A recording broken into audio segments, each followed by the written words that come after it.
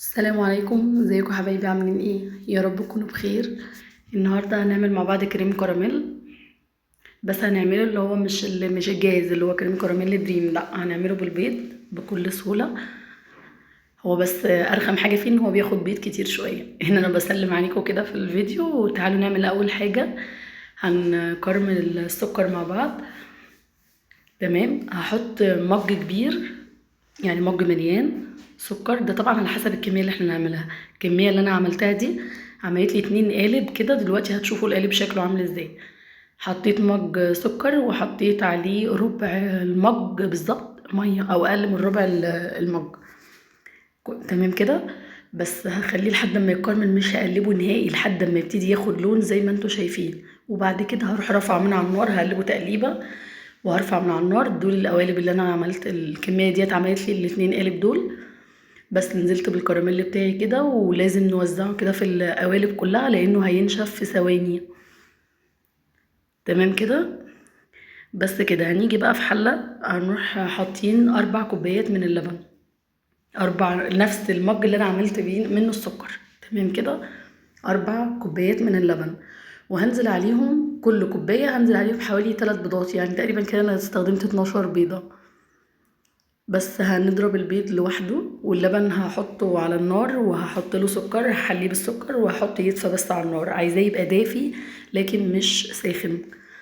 هكسر البيض كله هنا، وهنزل عليه برضو بالفانيليا، وهضرب كتير كتير بقى لحد ما القوام يبقى كريمي خالص. اهم حاجة هنا ان احنا بنضرب القوام كويس جدا، علشان خاطر البيض كل ما بيتضرب اكتر مع الفانيليا في الاول، كل ما بيسيبش ريحة زفارة. تمام. الكريم كراميل اللي هو العادي اللي هو بيتعمل بالبيض دوت، دايما بيبقى ليه ريحة زفارة بسيطة من البيض، ده طبيعي. فاحنا بنحاول ان احنا نتجنب الموضوع دوت بكتر الضرب الكتير مع الفانيليا قبل ما نضيف المكونات على بعض. بس ضربنا البيض كله مع بعض اهو مع الفانيليا، وبعدين هنزل اللبن طبعا دافي زي ما قلت لكم. هنزل بواحدة واحدة، اوعوا تحطوا اللبن كله مرة واحدة.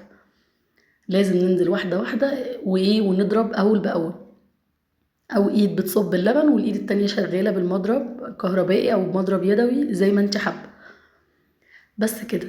هفضل انزل شوية شوية كده لحد ما خلاص همزج كل المكونات دي مع بعض.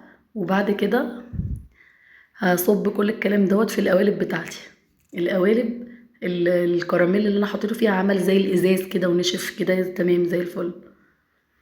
اهم حاجه قبل ما هصبه بقى في القوالب هصفيه، لان انا عاوزاه يبقى ناعم خالص، ما يبقاش فيه اي فراغ او اي حاجات تكتلات كده مش حلوه يعني، او حاجه ما اتضربتش كويس. لو في مصفى اضيق من ديت يا ريت يبقى احسن، بس هي دي اللي كانت قدامي دلوقتي. بس كده هصفي بقى الخليط، وبعدين هنزل بيه في القوالب بتاعتي. هخلي القالب تقريبا نصه، يعني مش هزود عن نصه خالص.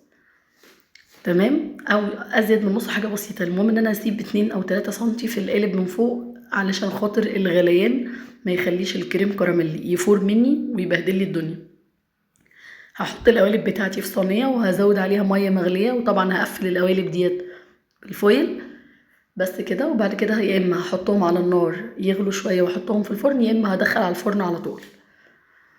انا هنا خليتهم يغلوا غلوة على النار كده، وبعد كده دخلتهم فرن هادي، قعدوا تقريبا من ساعة لساعة ل5 دقايق. اهم حاجة لما تعملي اختبار كده تهزي الصينية، لو لقيتيها خلاص متماسكة زي ما انتوا شايفين مفيش اي حاجة، يبقى هو كده تمام استوى. لقيتي فيها حاجة لسه سايلة او بتتهز كده، يبقى هي لسه مستوتش.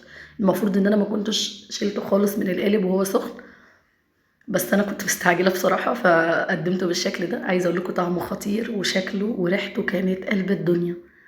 مكونات بسيطة جدا على فكرة، لكن الحاجة لما بتعمليها في البيت بتبقى انضف واضمن كتير من بره. بص انا كنت هموت واكله كله، بس بصراحة كان سخن جدا وكان لازم يبرد تماما عشان تحسي بطعمه. ان شاء الله اكون خفيف على قلبكم وتعجبكم الوصفة ديت، ويكون اشوفكم في فيديو جديد، ونتقابل باذن الله المرة الجاية. بس ما تنسوش تدعولي دعوة حلوة من قلبكم، ولكم بالمثل بإذن الله. أشوفكم في فيديو جديد. السلام عليكم ورحمة الله.